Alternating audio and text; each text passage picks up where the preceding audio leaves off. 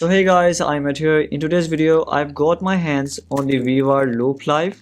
So let's go ahead and unbox it and see what's included in the box. So first of all, here is the box. We have the Loop Life written right here.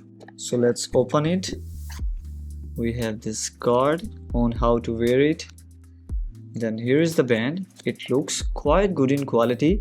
As you all know, I've already reviewed the Toy Wave band, but this one is looking better in quality. The strap has elasticity to it, and then overall the quality is also looking better. So that if you look at the other contents in the box, then you'll get the 2-pin magnetic charger here. Then we have the user manual to get you started with the band. So here it is. First of all, let's open it. We have the sticker right here. Let's take it off.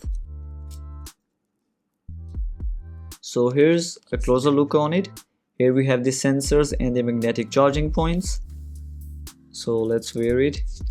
So it'll go like this, and then you can just fix it right like this on the wrist.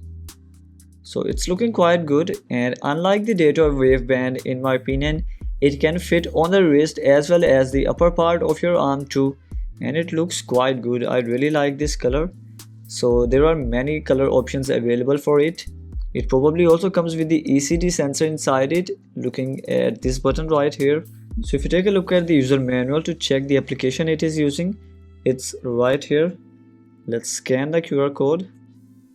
So it's the G band application. So this was a quick look on the VWAR Loop Life. I'm gonna be testing it in the coming days to see if it is trustworthy or not. In the full review, we'll be testing the sensors, the pedometer, as well as the sleep tracker.